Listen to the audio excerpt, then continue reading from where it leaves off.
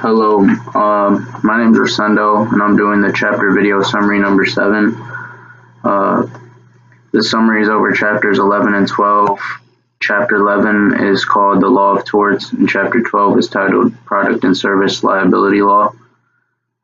Some of the key points and items from the two chapters that I'll be discussing are what a tort is, the goals of tort laws, the types of damages available in tort cases, intentional versus negligent torts, and how product liability law developed out of tort law. So starting with chapter 11, it's all about talks about the law of torts, and the book gives the definition for a tort as an injury to another person's or property, a civil wrong. This civil wrong gives the injured party the right to bring a lawsuit against the individual in the wrong to recover compensation from the incident. Recovering compensation is one of the goals of tort laws, along with discouraging private retaliation. And then the fact that the laws are in place, they promote a sense of a just society, because if an individual ever finds themselves in a situation where they may be choosing to do something that they know is in the wrong, there's always going to be that thought that they may have to pay for their consequences if the person that they're doing the wrong to chooses to file a lawsuit against them. And when it comes to the types of damages available in tort cases, there are compensatory, nominal, and punitive.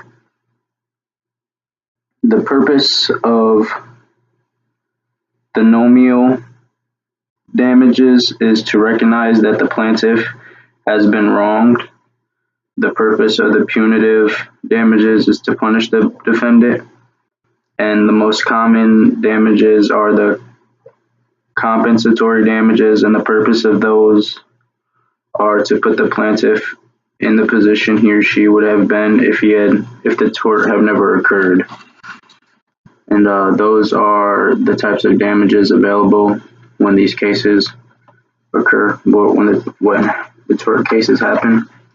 And one last thing I took from the chapters are the classifications of torts.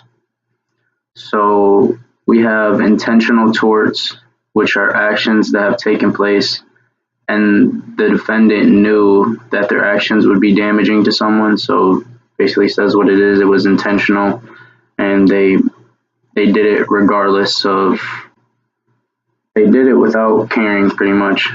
There are negligent torts, and these occur when the defendant is just careless, kind of similar to intentional.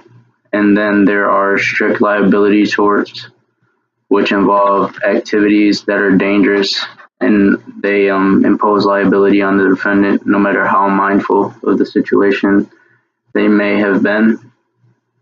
Again, these were just some of the key points that I felt were most important from the chapters. The definition of a tort, the goal of tort law, the types of damages available in tort cases, and the classifications of torts.